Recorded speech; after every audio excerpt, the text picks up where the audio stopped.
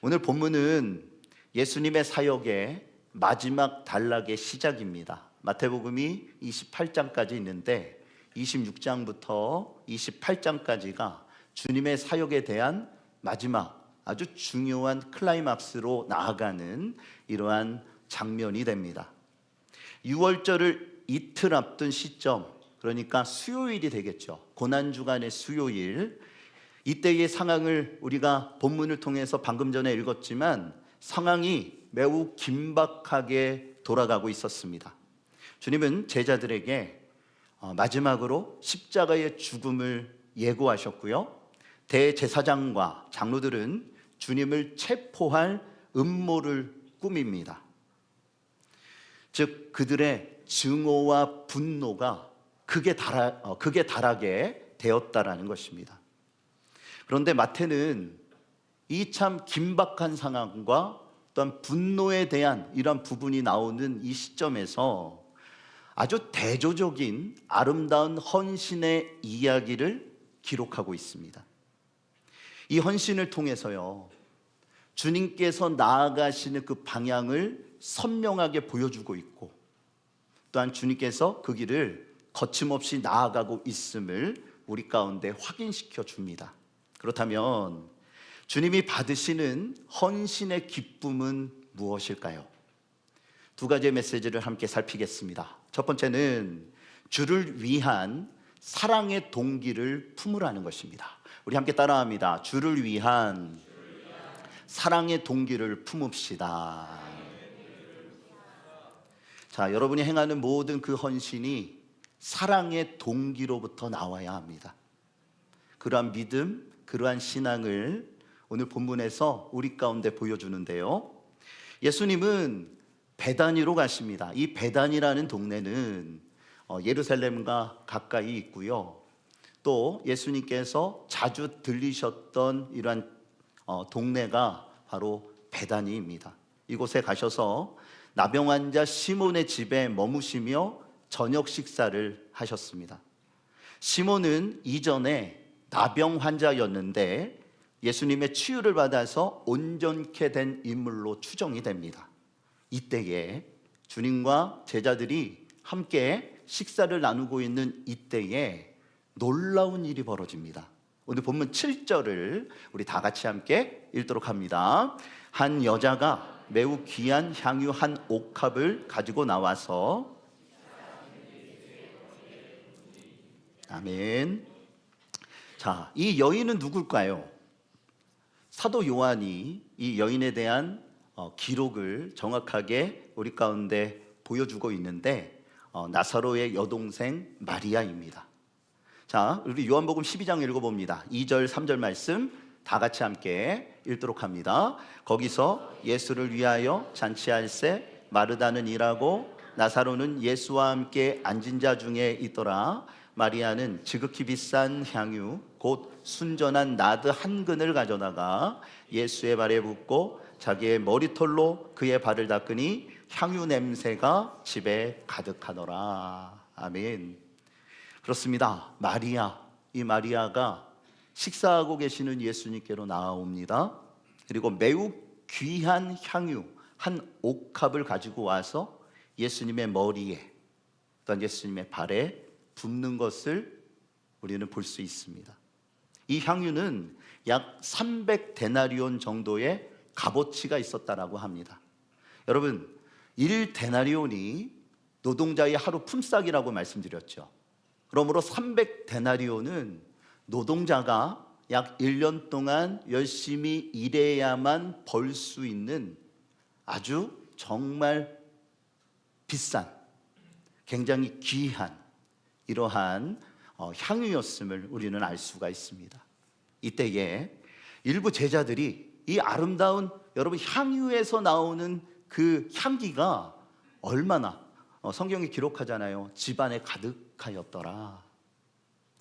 이 향기가 얼마나 참 그들의 마음을 기쁘게 하고, 여러분, 기분 좋은 냄새는 마음을 기쁘게 하잖아요.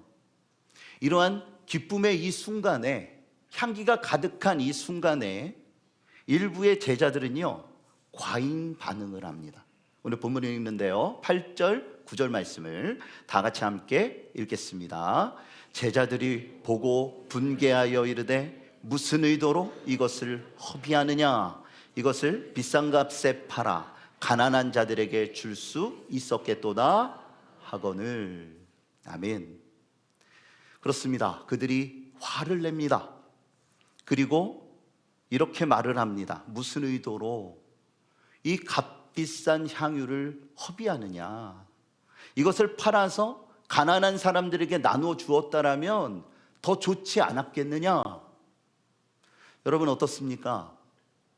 그들의 말을 우리가 면밀히 살펴보면 틀린 말은 아닙니다. 그렇죠? 선을 행한다라는 그 목적을 생각한다면 그들의 말이 틀렸다 부인할 수는 없을 것입니다. 그런데요, 이것을 주도한 사람이 누굴까요? 요한은 이렇게 기록합니다. 가룟 유다가 이 말을 그가 하고요, 또한 일부의 제자들, 그들도 이 유다의 생각에 동조하였음을 우리는 요한복음을 통해서 알 수가 있습니다. 그들은 자신의 행동을 주님이 칭찬해 주실 것이라고 그렇게 여겼어요. 그들은 주님의 마음을 그렇게 읽었다라는 것입니다. 여러분, 우리가 믿음의 삶을 살고 주님 앞에 헌신하는 이러한 일들을 행할 때 가장 중요한 게 뭘까요? 마음의 의도입니다. 오늘 제자들이 말했듯이 저들이 이 예수님의 마음, 예수님이 어떻게 이러한 부분들을 받아들이시는지 그것을 읽지 못했어요. 예수님의 마음을 생각하기보다는 무엇을 봅니까? 그 향유의 가치를 따졌습니다. 이게 얼마나 비싼 건데 이것을 낭비하느냐? 라는 생각을 했다라는 것입니다. 여러분, 우리가 주님의 일을 행할 때 가장 중요한 게 뭘까요? 옆 사람이 어떤 생각을 할까? 다른 사람이 나를 바라봤을 때 어떻게 평가할까? 이것이 우리가 이 세상을 살아가는 이러한 삶에 있어서 아주 중요한 요소로 작용하는 것이 사실입니다. 그렇지만 믿음의 사람은요, 하나님의 마음을 읽을 수 있어야 합니다. 하나님이 기뻐하시는 일일까? 적어도 주님 앞에 나와서 이 향유를 드린 마리아가 어떤 마음의 동기를 갖고 있는지 그것을 제대로 살피고 하나님의 마음을 읽을 수 있었다라면 이런 말을 하지는 못했을 거예요. 그런데 그들은 어떠한 의도로 받아들입니까? 낭비로 받아들였다라는 것입니다. 그런데요, 그들은 그렇게 생각을 했는데 예수님의 반응을 보면 그들의 생각과 전혀 다름을 볼 수 있습니다. 예수님은 이 여인을 칭찬하시는 거예요. 자, 오늘 본문 10절에서 11절의 말씀을 다 같이 함께 읽겠습니다. 예수께서 아시고 그들에게 이르시되 너희가 어찌하여 이 여자를 괴롭게 하느냐? 그가 내게 좋은 일을 하였느니라. 가난한 자들은 항상 너희와 함께 있거니와 나는 항상 함께 있지 아니하리라. 아멘. 여러분, 오늘 본문의 말씀을 처음부터 다시 잘 살피셔야 합니다. 예수님께서 마지막으로 제자들에게 주님의 순환을 예고하셨어요. 이제 그들과 함께 머무를 수 있는 시간은 별로 없다. 사실 이틀밖에 없었던 겁니다. 주님께서 이 이야기를 3번이나 하셨어요. 그런데 그들은 이 말씀을 마음에 두지 않습니다. 그렇게 심각한 분위기는 그들 가운데 형성이 됐었겠지만 바로 마음에 와닿는 그러한 태도와 행동을 하지 않았다라는 것입니다. 만약 주님이 이틀 뒤에 그렇게 말씀하셨음에도 불구하고 저들이 인식을 하고 있었다면 이 여인, 이 마리아가 주님께 향유를 부어드린 이것을 가지고 뭐라고 나무랄 사람은 없었을 거예요. 그렇지 않습니까? 예수님이 이 상황에서 가치를 두신 것이 무엇일까요? 값비싼 향유일까요? 아니면 여인의 마음일까요? 하나님은 마음의 중심을 살피시는 분이십니다. 그 동기를 살피신다라는 것입니다. 이 여인은 예수님을 사랑하는 마음으로 자신이 할 수 있는 최선의 헌신을 드린 거예요. 주님이 이제 십자가의 길로 가시는데 내가 이분을 위하여 해드릴 수 있는 것이 무엇일까? 그 사랑의 동기를 가지고 주님을 섬기고 주님 앞에 온전한 헌신을 드렸다라는 겁니다. 그러므로 예수님은요, 향유보다 이 여인의 마음을 더 값지게 여기셨다라는 거예요. 여러분 어떻습니까? 여러분의 마음이 하나님이 인정하시는 아주 값지고 고결한 그런 마음을 갖고 하나님 앞에 헌신을 드리고 계십니까? 우리가 헌신할 때 여러분, 주님의 사역에 동역하고 있다라는 것을 기억했으면 좋겠습니다. 주를 위한 사랑의 동기를 품고 내가 하나님의 사역에 동역하고 있다. 여러분, 목사만 아니면 우리 장로님들만 아니면 중요한 중직들만 주님의 일을 행한다라고 생각하셔서는 안 돼요. 제가 목사로서 이 자리에 서 있지만 저는 하나님과 저와의 사역을, 하나님께 저에게 주신 이 직임을 주님 안에서 동역하고 있는 것입니다. 우리 부목사님들도 마찬가지예요. 우리가 직책은 다르지만 함께 동역하는 것입니다. 우리 사랑하는 장로님들도 마찬가지입니다. 목회자와 함께 동역하고 있는 것입니다. 주님의 사역에 모든 직분자들, 모든 교우들이 함께 동역하며 주님의 몸된 교회를 세워가고 복음 전파의 사명을 우리가 감당하고 있다라는 것이죠. 이때 가장 중요한 게 뭡니까? 어떤 동기를 품느냐? 나의 마음에 주님을 사랑하는 마음이 있는가? 그분의 마음을 읽고 그분이 기뻐하시는 일을 행하는가? 이것이 너무너무 소중하다라는 겁니다. 이 자리에 우리 찬양대가 있잖아요. 또한 여기 오케스트라가 있고 그 외에 우리 주차장부터 시작해서 많은 안내위원들과 또한 예배를 섬기는 이런 동역자들이 계십니다. 그런 마음을 가지셔야 돼요. 내가 정말 주님을 사랑하기 때문에 이 사명을 감당하고 있다. 내 이름 때문에, 나의 직분 때문에 행하는 것이 아니에요.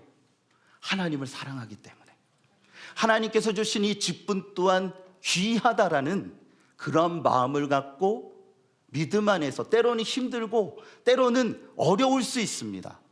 그렇지만 그러한 믿음과 신앙을 갖고 하나님을 섬기며 주님의 몸된 교회를 우리가 세워가게 될 때에 하나님이 주목하시는 교회요, 하나님께서 기뻐하시는 믿음의 삶을 살아갈 수 있게 될 것입니다.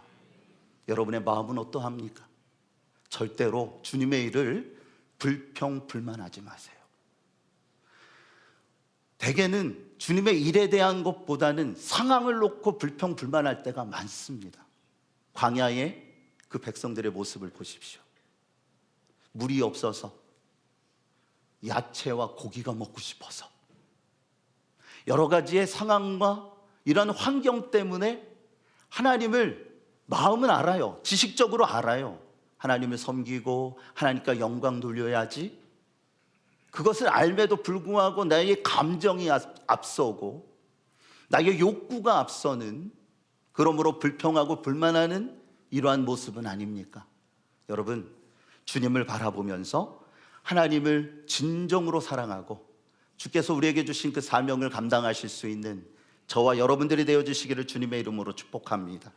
오늘 말씀해 보니까 세상의 모든 증오와 배신과 분노, 불평과 이 모든 어려움이요, 이 사랑으로 다 잠재워지는 것을 보게 됩니다. 세상이 참 힘듭니다. 주님의 일을 하다 보면 때로는 상처를 받기도 합니다. 그런데요, 이 모든 것들을 아물게 하고 다시 거듭나게 세워주는 힘은 사랑에서 오는 것입니다. 이것이 하나님의 위대한 방법이에요. 주님께서 그것을 보여주실 것입니다. 이제 이틀 뒤에 십자가의 길을 향하여 나아가셔서 그분의 몸을 주실 것입니다. 그리함으로 인해 이제 죄인이 변하여 하나님의 자녀가 되는 아주 놀라운 역사적인 하나님의 놀라우신 은혜와 복이 부어지게 되고요, 그 은혜를 우리가 입은 것입니다. 그러므로 사랑하는 교우 여러분, 사랑하기에 힘쓰십시오. 하나님을 사랑하십시오. 또한 여러분의 사랑하는 모든 교우들을 진심으로 사랑하세요. 사랑이 모든 것을 덮습니다. 두 번째, 우리에게 주시는 메시지는 복음을 위해서 기억되는 자가 되라는 것입니다. 우리 함께 따라합니다. 복음을 위해 기억되는 자가 됩시다. 오늘 본문 12절을 다 같이 함께 읽겠습니다. 이 여자가 내 몸에 이 향유를 부은 것은 내 장례를 위하여 함이니라. 아멘. 놀랍게도 마리아는요, 자신도 모르게 주님의 장례를 준비하는 상징적인 행동을 하게 됩니다. 주님을 너무 사랑하기 때문에 주님을 위하여 내가 무엇을 해드릴 수 있을까? 그래서 그가 향유를 주님 앞에 부어드리고 눈물을 흘리며 주님의 발을 자신의 머리카락으로 닦아드렸어요. 그런데 이것이요, 주님이 인정하시고 칭찬하시는, 특별히 그 십자가의 길, 또한 주님의 장례를 준비하는 아주 중요한 상징적인 의미를 그가 행했다라는 것입니다. 이것은 예수님의 탄생을 축하하기 위해서 저 멀리 동방에서부터 찾아온 박사들의 선물을 떠올리게 합니다. 그들은 황금과 유황과 몰약을 아기 예수님께 드렸죠. 마태복음 2장 11절 말씀을 우리 다 같이 함께 읽겠습니다. 집에 들어가 아기께 경배하고 보배압을 열어 유황과 몰약을 예물로 드리니라. 아멘. 자, 여기에서 황금과 몰약은요, 예수님의 죽음과 희생을 상징하는 것입니다. 오늘 본문에서 마리아가 향유를 부었다라는 것은 이와 동일한 의미를 가지고 있다라는 거예요. 예수님이 그렇게 받아 주셨다라는 것입니다. 이처럼 주님을 진정으로 사랑하는 사람은요, 성령의 감동하심과 인도하심을 받는 거예요. 여러분의 인생이 그러한 삶이 되셨으면 좋겠어요. 성령님과 가까이 하십시오. 성령님의 감동과 인도하심을 구하세요. 하루 아침을 시작할 때, 하나님, 오늘 하루를 시작하는데 너무 분주하고 피곤하고 힘들지만 성령님, 나의 마음이, 나의 영혼이 성령으로 인해 기쁘기를 원하고, 성령의 감동하심을 따라 주님의 인도하심을 향하여 나아가게 하옵소서. 믿음으로 순종하게 하옵소서. 그때의 부지 중에 마리아는 놀라운 복을 받게 됐어요. 하나님께서 받으시는 헌신을 드리게 된 것입니다. 그러나 가룟 유다와 제자들은 어땠습니까? 이 사건의 핵심을 제대로 보지 못했다라는 것입니다. 그들은 숫자만을 봤습니다. 그 숫자를 계산했습니다. 그리고 이것이 낭비라고 생각했습니다. 그러면서 분노했다라는 거죠. 그러나 주님은 마리아의 헌신을 귀한 예물로, 동방 박사들이 주님 앞에 드렸던 그 예물과 같이 귀한 예물로 받으셨다라는 거예요. 오늘 본문 13절을 예수님께서는 이렇게 말씀하십니다. 우리 다 같이 함께 읽습니다.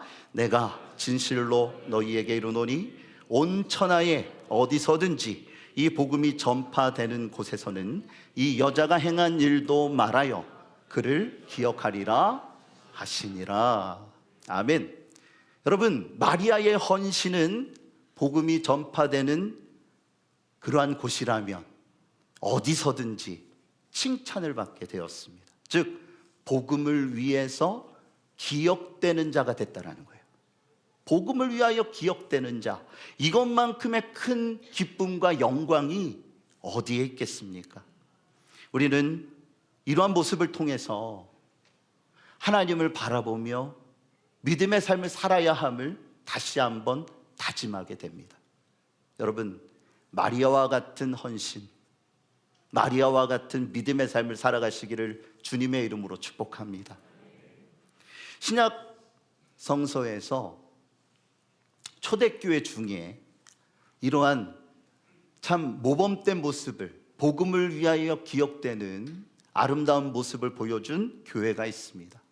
데살로니가 교회였습니다. 우리 함께 성경 읽어봅니다. 데살로니가전서 1장 7절과 8절에 우리 함께 읽겠습니다. 그러므로 너희가 마케도냐와 아가야에 있는 모든 믿는 자의 본이 되었느니라. 주의 말씀이 너에게로부터 아가야에만 들릴 뿐 아니라 하나님을 향하는 너희의 믿음의 소문이 각처에 퍼졌으므로 우리는 아무 말도 할 것이 없노라. 아멘. 그들이 행하는 그 모든 모습이 그 지역 가운데 모든 믿는 자들의 본이 덕 있는 모델이 됐다라는 겁니다. 그 믿음의 소문이 각처에 퍼져나가서요, 그 아름다운 소문이 칭송받게 됐고 복음을 전함에 있어서 그 지역의 사람들의 마음의 문을 열게 하는, 그래서 그냥 복음만 그들을 향해서 전하기만 해도 예수 믿고 구원받는 믿음의 선한 역사들이 나타나게 됐다라는 거죠. 여러분, 얼마나 참 기쁘고 우리가 어떤 본받아야 할 모습입니까?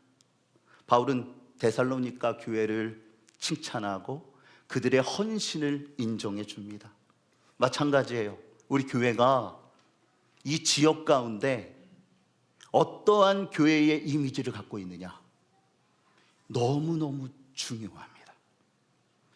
이 교회에 속한 여러분의 삶이 어떠한 삶을 사느냐에 따라 우리 교회에 대한 평가가 갈리게 될 것입니다. 여러분, 주님을 온전히 사랑하고 우리가 한 마음이 되어 생명력 넘치는 교회가 되기 위하여 우리가 힘쓰고 애쓰며 믿음의 선한 싸움을 싸워 나아가게 될 때에 우리 교회가 행하는 이 아름다운 생명력 넘치는 스토리가 이 지역 사람들에게 감동을 주고 다른 모든 지역, 다른 모든 교회들에게 아름다운 모델이 되는 믿음의 역사가 나타나게 되어질 줄을 믿습니다. 저는 그러한 교회가 됐으면 좋겠어요. 그러한 격이 있고 능력 있는 교회가 됐으면 좋겠어요. 저 오산 성직교회처럼 하나님을 섬기고 하나님을 예배하도록, 저 오산교회 성도들처럼 하나님이 주시는 은혜와 복을 받는 그러한 사람이 되었으면 좋겠다. 여러분, 이것이 자연적으로 이루어지는 전도가 아니겠습니까? 이것이 하나님의 마음을 읽는, 하나님의 마음을 본받고 그분의 정말 삶을 우리가 따라가는 아름다운 모습이 되지 않겠습니까? 아름다운 소문이 이 지역 가운데 퍼져서 선한 영향력을 줄 수 있는 우리 교회가 되어지기를 소망합니다. 데살로니가의 이 교회의 모습은요, 로마 박해로 인하여 고난당하는 그 참 힘들고 어려운 시기를 통과했던 초대교회 교인들에게 큰 희망과 도전을 줬어요. 힘들고 어렵지만 주를 위하여 살아가게 될 때, 복음을 위하여 살아가게 될 때 하나님이 그들을 붙들어 주시고 그 위기를 이길 수 있는 힘을 주시는구나. 여러분, 우리 교회가 그런 희망을 주는 교회가 되기를 소망합니다. 믿음의 귀한 역사와 또한 하나님의 은혜 속에 여러분 얼마나 힘들고 어렵습니까? 때로는 지치고요, 때로는 기도하지만 낙심할 때가 많잖아요. 그럼에도 불구하고요, 기억하세요. 하나님은 나를 사랑하고 계신다. 주님께서 나를 위하여 십자가를 지셨다. 그 은혜가 우리를 살게 하는 것입니다. 그러므로 우리는 희망을 가져야 합니다. 또한 희망을 주는 사람들이 되어야 합니다. 그러기 위해선 성령의 충만함을 받아야 돼요. 그럴 때에 생명력 넘치는 스토리를 쓸 수 있다라는 거죠. 캐나다에 남친네 신학교가 있는데 신학생을 모집하고 있었습니다.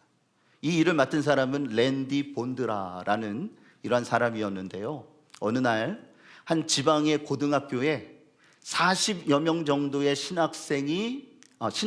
학생들이 신학교를 지망한다라는 이야기를 들었습니다. 그래서 기쁜 마음을 가지고 무려 7시간을 운전해서 갔어요. 그리고 그곳에서 입학 설명회를 합니다. 분명히 40명 이상은 저들이 학교에 지원을 하겠지. 내가 아무리 생각해도 너무 잘한 것 같아. 더 많은 학생들이 우리 학교에 지원할 거야 라는 희망을 갖고 저들을 향해서 마지막으로 이야기합니다. 자, 신학교에 지망할 학생들은 나를 찾아오시기 바랍니다. 여러분, 몇 명 왔을까요? 그렇죠. 이럴 때는 대답 안 하시는 게 가장 유리합니다. 적어도 40명 올 줄은 알았는데 한 명도 안 오는 거예요. 적어도 한두 명은 될 줄 알았는데 한 명도 안 오는 거예요. 이런 게 세상 일 아니겠습니까? 이런 것이 또한 교회에도 사실 많습니다. 랜디는 집으로 돌아가면서 혼잣말로 투덜댑니다. 도대체 그 많은 지원자들이 어디 있다라는 거야? 나는 뭐 때문에 왕복 14시간을 운전해서 이 고생을 하고 있지? 하나님은 캐나다에 복음화를 원하시지 않는 건가? 도대체 하나님 뭐 하고 계시는 거야? 이런 불평과 불만이 막 쏟아져 나오는 거예요. 그러던 중에 뇌리를 스쳐가는 성령의 음성이 있었어요. 그 사명이 누구에게 있는가? 그가 깨닫게 된 게 뭐냐 하면 하나님이 나를 부르시는구나. 그 누구를 찾는 것도 중요하지만 이 음성이 나를 향하여 들려주는 하나님의 소명이구나. 그것을 깨닫습니다. 그러면서 그가 이렇게 고백합니다. 오 하나님, 그렇습니다. 바로 접니다. 제가 주를 위해서 살겠습니다. 이 거룩한 복음의 사역을 위해서 저를 사용하여 주시옵소서. 그가요, 집으로 돌아가 신학교 원서를 쓰고 입학을 합니다. 그리고 많은 사람들을 위하여 복음을 전하는 훌륭한 목회자가 됐다라고 해요. 복음을 위하여 기억되는 자가 된 것입니다. 여러분, 우리도 마찬가지 아닙니까? 주님이 복음을 위하여 부르신 사람이 누굽니까? 옆 사람을 살펴보지 마시고 여러분의 소명을 다시 한번 점검하셨으면 좋겠어요. 마리아의 헌신만을 생각하고 그랬나 보다라고 생각하지 말고 하나님이 나를 위한 헌신, 하나님이 나를 위한 그 요청을 우리가 기억하고 그 사명에 반응했으면 좋겠어요. 그렇습니다. 복음은 나에게 주시는 말씀이에요. 옆 사람 누구 더 잘했으면 좋겠다, 뭐 했으면 좋겠다, 그런 거 아니에요. 하나님이 보시는 것은 그 사람의 중심이라 했어요. 여러분이 어떠한 일을 하던 여러분 하나님을 사랑하는 마음으로 행하시기를 바랍니다. 그 일을 소중하게 여기세요. 어떤 거는 대단하고 소중하다, 어떤 거는 보잘것없다, 그렇게 생각하지 마세요. 여러분이 행하는 그 봉사와 그 사명의 이 모든 일들은요, 하나님께서 귀하게 여기시는 복음을 위하여 기억될 복되고 거룩한 사명입니다. 중요한 건 내 마음의 자세예요. 그리고 우리가 또 한번 고민해야 될 것은 내가 주를 위하여 무엇을 할 수 있을까?